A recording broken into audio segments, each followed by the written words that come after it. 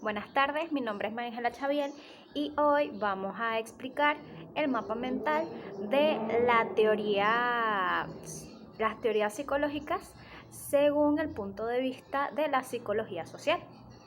Pues primeramente, ¿qué es la psicología? Pues la psicología es la ciencia que estudia la actividad psíquica y el comportamiento de los organismos. Entonces, ¿qué es la psicología social? Pues la psicología social es la ciencia es la ciencia del conflicto entre el individuo y la sociedad, según Moscovici. Entonces, hay tres sociólogos que fueron claves en la aparición de la psicología social, que fueron Gustavo Le Bon, Gabriel Tarde y Emilio Durkheim.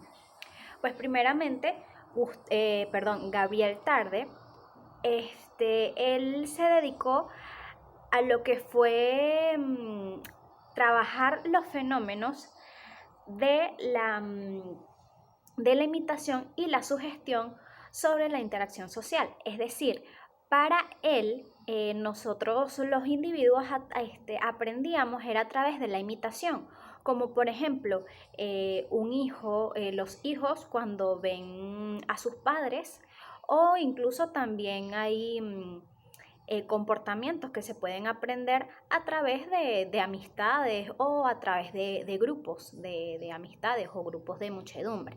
La muchedumbre. Gustavo Le Bon desarrolló una psicología de multitudes describiendo fenómenos particulares que se dan en las muchedumbres. Es decir, su planteamiento era que nosotros los seres humanos desarrollábamos en colectivos comportamientos que jamás íbamos a desarrollar individualmente. Es decir, que los grupos tienen mucha influencia entre nosotros sobre los individuos. En cambio, Durkheim planteó la necesidad de una ciencia que se ocupara de estudiar la distinción entre la conciencia individual y la conciencia colectiva. En 1995 aparece su obra de esta llamada Las reglas del método sociológico, donde ésta sienta las bases para fundar la sociología como una ciencia con un conjunto de reglas metodológicas. Entonces, el conductismo. ¿Qué es el conductismo? El conductismo es esta fue la corriente psicológica más influyente hasta los años 60. ¿Quiénes fueron sus máximos exponentes?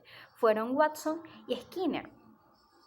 El conductismo se caracteriza por cómo influye el ambiente en el individuo, pero más no la manera de cómo el individuo afecta el ambiente. Más que todo es el ambiente en cómo afecta al individuo.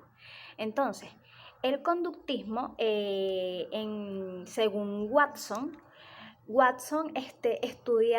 se encargó en estudiar la relación entre un estímulo y una respuesta.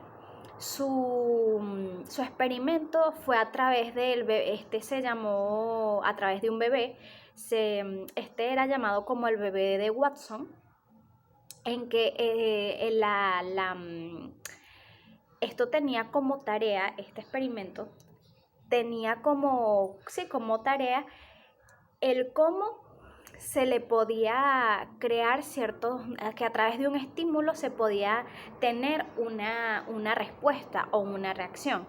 Entonces, ¿qué hacía este experimento? Es que el bebé de Watson, era de una señora, pero este bebé era muy seguro y comenzó a tener cierto interés en una rata blanca. Entonces, cada vez que le ponían esta rata blanca, Watson daba un golpe con un martillo en la pared. Y cada vez que el bebé veía a la rata, Watson daba un golpe con el martillo en la pared, en el cual hacía que el bebé llorara. Entonces, esto era algo repetitivo hasta que ya el bebé, con solo ver la rata, sin la necesidad del sonido del martillo, ya el niño al ver la rata lloraba y ya el bebé le comenzó como a agarrar miedo a la rata sin la necesidad del ruido, sin el golpe fuerte. Entonces, el conductismo de Skinner era el condicionamiento operante. Este se basaba en la recompensa y el castigo.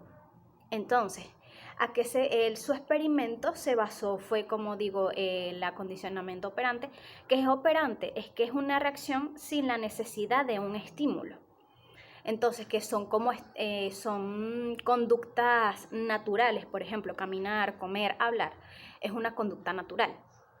Entonces, su experimento en Skinner era con una rata, y esta rata, pues lo que hacía la rata era, la tenía enjaulada, y tenía un pedal que al tocar el pedal, pues se le daba la recompensa, que era queso. Y cada vez se le podía aumentar un estímulo. Entonces ya no era que si tocaba el pedal, ya era que cuando prendiera una lucecita. Entonces así entrenaba esa ratita. Entonces, el psicoanálisis. El psicoanálisis tiene su origen en la medicina, en comprender y tratar trastornos mentales. Su fundador fue Sigmund Freud. Sus esfuerzos se dirigieron a investigar racionalmente la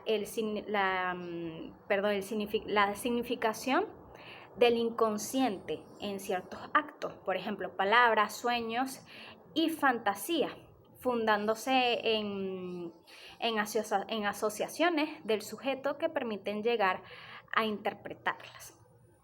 Esto se basaba en un método psicoterapéutico y se caracterizó por la interpretación de las resistencias, la transferencia y el deseo. Es decir, Freud se dedicó al estudio qué sucede en el organismo entre el estímulo y la respuesta. Muchísimas gracias.